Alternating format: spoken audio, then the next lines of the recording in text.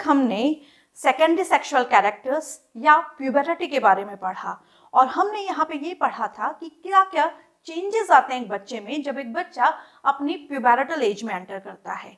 जब हम प्यूबरिटी या सेकेंडरी सेक्सुअल कैरेक्टरिस्टिक्स के बारे में बात करते हैं तो नेचुरली ये ह्यूमन रिप्रोडक्टिव सिस्टम से रिलेटेड है। इस वीडियो में हम पढ़ेंगे मेल रिप्रोडक्टिव सिस्टम के बारे में। मेल रिप्रोडक्टिव सिस्टम में कौन कौन से पार्ट्स होते हैं और उन पार्ट्स के क्या क्या फंक्शंस होते हैं, इन सभी चीजों की हम डिटेलिंग भी करेंगे। So let's start mail reproductive system. Mail reproductive system में दो टाइप के ऑर्गन्स होते हैं, primary sex organs and secondary sex organs. What is the basic difference between them? दोनों में अंतर क्या है? जब हम बात करते हैं प्राइमरी सेक्सुअल ऑर्गन्स की, प्राइमरी सेक्सुअल ऑर्गन्स वो ऑर्गन्स होते हैं जो गैमीट्स भी बनाते हैं और पैरेलली वो हॉर्मोन्स का भी सिक्रीशन करते हैं। याद रखना, जब हम टेस्टिस और ओवरीज की बात करते हैं, so we can consider them both, we can consider both as a endocrine gland. हम दोनों को ही एंडोक्राइन ग्लैंड की कैटेगरी में कैटेगराइज करते हैं। अब यहाँ पे एक बात एंडोक्राइन ग्लैंड से रिलेटेड है कि अगर कोई ग्लैंड एंडोक्राइन की कैटेगरी में कैटेगराइज है तो उसका मेन फंक्शन क्या है? हार्मोन का सिक्रीशन करना, और जो भी वो हार्मोन सिक्रीट करते हैं वो ब्लड से टारगेटेड ऑर्गन के पास चले जाते हैं। तो यहाँ पे जब हम बात करते हैं टेस्टिस या ओवरीज की, जब हम फीमेल रिप्रोडक्टिव सिस्टम पढ़ेंगे तो वहां पे हम ओवरीज के बारे में भी सेम चीज पढ़ेंगे कि they are also considered as endocrine glands. So here we are talking about the male reproductive system. In the male reproductive system, the primary sex organs are the testes. The testes are responsible for the secretion of the hormone, the male sex hormone, as well as the male gamete cell. What is the name given to the male gamete cell? Sperm. So here testis क्या करेंगे? Sperm का formation करेंगे और hormone का secretion भी करेंगे। Next आता है secondary sexual organ. When we are talking about secondary sexual organ, तो सेकेंडरी सेक्सुअल ऑर्गन्स वो ऑर्गन्स हैं जो बने हुए गैमीट्स का ट्रांसपोर्टेशन करेंगे। तो यहाँ पे हम ये भी पढ़ेंगे कि जो स्पर्म है जब वो बन जाते हैं, बनने के बाद वो कहाँ कहाँ से ट्रांसपोर्ट किए जाते हैं। यानी कि अगर हम बात करें मेल रिप्रोडक्टिव सिस्टम के डिफरेंट पार्ट्स की, तो डिफरेंट पार्ट्स में आएंगे सेकेंडरी सेक्सुअल ऑर्गन्स। तो ये क्या करेंगे? स्पर्म को कैरी करेंगे, स्पर्म का ट्रांसपोर्टेशन करेंगे एक जगह से दूसरी जगह। तो इसी कारण इनको हम बोलते हैं सेकेंडरी सेक्सुअल कैरेक्टरिस्टिक्स या सेकेंडरी सेक्सुअल ऑर्गन्स। तो सेकेंडरी सेक्सुअल ऑर्गन्स में आते हैं, पहला epididymis, second vas deferens. Vas deferens को हम नॉर्मल भाषा में स्पर्म डक्ट भी बोलते हैं। Next is seminal vesicle, next is prostate gland, next is Cowper's gland. कई कई जगह इन तीनों ग्लैंड्स को एक्सेसरी सेक्स ऑर्गन भी बोला जाता है। तो यहाँ पे ये तीनों जो हैं, दीज आर ग्लैंड्स एक्चुअली। ये तीनों क्या है? ग्लैंड्स है। और अगर आ जाए एक्सेसरी सेक्सुअल ऑर्गन, तो एक्सेसरी सेक्सुअल ऑर्गन्स में ये तीनों आते हैं, seminal vesicle, prostate glands and Cowper's gland. And last but not the least, penis. So all these are the secondary sexual organs. अब यहाँ पे जो हम डिटेलिंग करेंगे वो प्राइमरी की भी करेंगे और सेकेंडरी की भी करेंगे। तो सबसे पहले इसका डायग्राम देखते हैं कि किस तरीके से डायग्राम में इनकी लोकेशन दिखाई जाती है, क्योंकि जब क्वेश्चन आता है तो वो लोकेशन बेस्ड भी आ सकता है। लोकेशन में कोई पार्ट आपको दिया जा सकता है, उसकी लेबलिंग पूछी जा सकती है, उस पर्टिकुलर पार्ट का फंक्शन भी पूछा जा सकता है। सो here this is the diagram of the mail reproductive system. Mail reproductive system की शुरुआत हम करेंगे प्राइमरी सेक्सुअल ऑर्गन से, और उसके बाद किस किस तरीके से प्राइमरी सेक्सुअल ऑर्गन्स जब स्पर्म का फॉर्मेशन कर लेते हैं तो स्पर्म किस तरीके से ट्रैवल होता है। तो सबसे पहले we are talking about the testis. So here this particular structure is testis. अगर हम मेल रिप्रोडक्टिव सिस्टम की बात करें तो testis are paired, these are paired gland, these are also considered as organs because they are the part of the male reproductive system. And why we consider them as a gland? Because they are responsible for the secretion of a particular hormone. So that's why the testes are paired gland as well as paired organs. The testes are enclosed inside a structure. जो दोनों testes हैं वो एक structure में enclosed हैं. So this enclosed structure is known as scrotum. The first part is the testes. Both the testes are enclosed inside a structure. This structure, this membranous part is known as scrotum. Now, here, this particular part, this one, at both the sides, here also, दोनों तरफ testis के साथ एक structure associated है.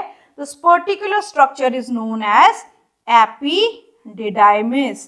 तो यहाँ पे epididymis भी दो हैं.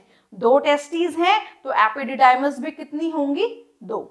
अब यहाँ पे जो एपिडिडाइमिस है उसके साथ जो एसोसिएटेड पाइप या डक्ट है जो स्पर्म कैरी करती है, this particular duct is known as vas difference.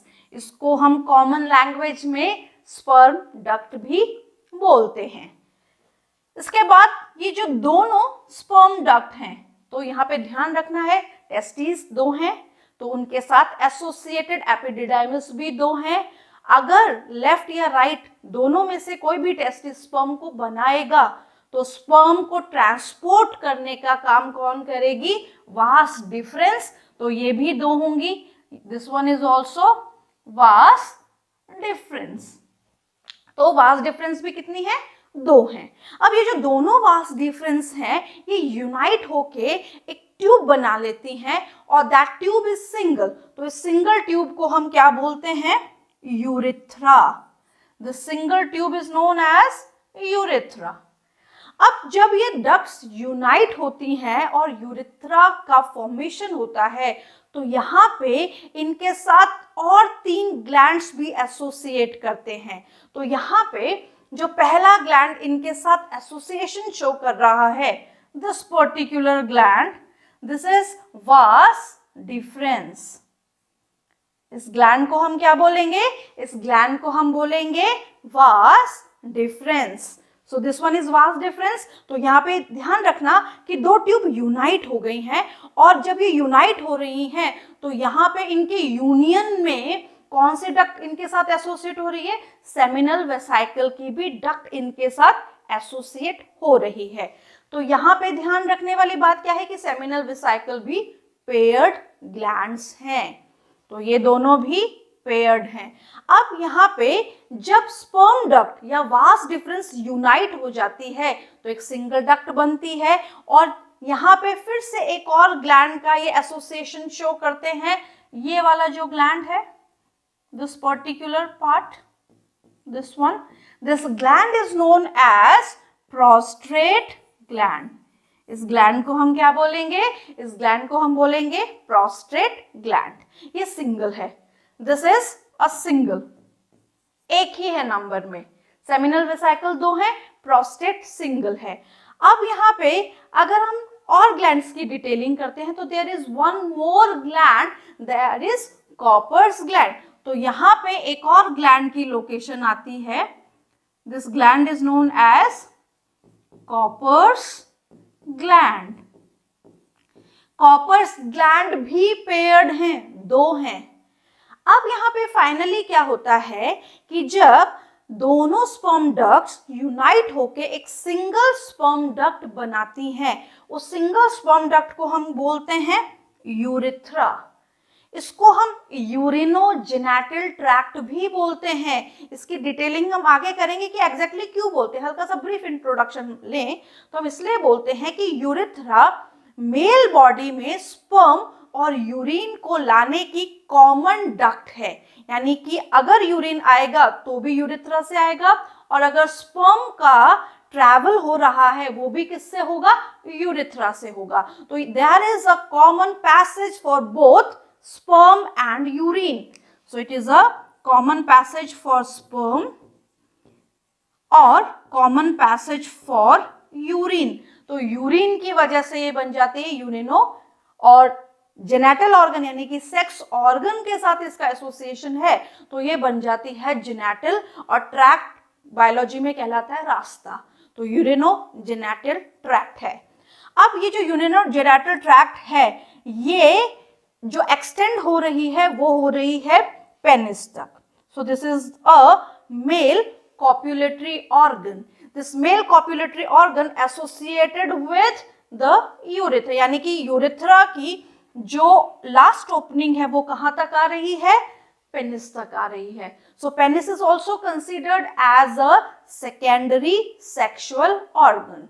So in this diagram we studied about two types of organs. The one is the primary sex organ. So here the testes. This is the one testis, this is the second testis, or we can say them left or right testes. So both the left or right, they are the primary sexual organs. They are enclosed inside a membranous structure. This membranous structure is known as scrotum. The structure which is associated with the testes is known as epididymis. तो हल्का सा अगर हम इसका function देखें तो जब sperm बन जाते हैं टेस्टिस में तो ये एपिडिडाइमस स्पर्म को टेम्परेरी स्टोर करती है, चाहे वो राइट टेस्टिस हो या लेफ्ट टेस्टिस हो। तो दोनों के साथ ही यहाँ पे जो स्ट्रक्चर एसोसिएटेड है this particular structure, and this is also a secondary sexual organ and this is known as epididymis, and this is responsible for the storage of sperm, temporarily maturation of sperm. अब जब sperm mature हो जाते हैं तो sperm को ले जाने का काम यानी कि स्पर्म को कैरी करने का काम कौन करती है, वास डिफरेंस। इसको हम क्या बोलते हैं, स्पर्म डक्ट। कॉमन भाषा में हम इसको बोलते हैं स्पर्म डक्ट। तो यहाँ पे स्पर्म डक्ट स्पर्म को लेके गई, लेके जाने के बाद ये जो दोनों डक्ट्स हैं ये यूनाइट होके सिंगल डक्ट बन जाती है। जब ये सिंगल डक्ट बन रही होती है तो स्पर्म के साथ यहाँ पे यानी कि जो रास्ता है उस रास्ते में स्पर्म के अंदर डिफरेंट ग्लैंड्स के सिक्रीशन ऐड होते हैं। तो यहाँ पे 3 gland, seminal vesicle, prostate glands and Cowper's gland sperm में अपना सिक्रीशन ऐड करते हैं, साथ साथ में वास डिफरेंस यूनाइट होके एक सिंगल डक्ट भी बना लेती है, उसको हम कहते हैं यूरेथ्रा। अब यहाँ पे जो यूरेथ्रा है उसमें स्पर्म ना होके क्या ट्रैवल करेगा, उसमें स्पर्म ना ट्रैवल करके यहाँ ट्रैवल करता है सीमन। तो यहाँ पे हम क्या बोलेंगे कि sperm plus secretion of the 3 glands. यहाँ पे स्पर्म के साथ जब तीनों ग्लैंड्स का सिक्रीशन ऐड हो जाता है, मिक्स हो जाता है, क्योंकि ये तीनों ग्लैंड अपने अपने सिक्रीशन ऐड करते हैं तो इस लिक्विड को हम बोलते हैं सीमन। सो एग्जैक्टली यूरेथ्रा में क्या प्रेजेंट है, सीमन प्रेजेंट है, और ये सीमन यूरेथ्रा से होते हुए पेनिस से होते हुए बॉडी से इजैक्यूलेट कर दिया जाता है with the help of penis. So penis is the ejaculatory organ as well as it is also known as copulatory organ. So this is all about the structure of the male reproductive system. Next video में हम इन सारे parts की detailing करेंगे कि कौन से part का क्या पर्टिकुलर फंक्शन है।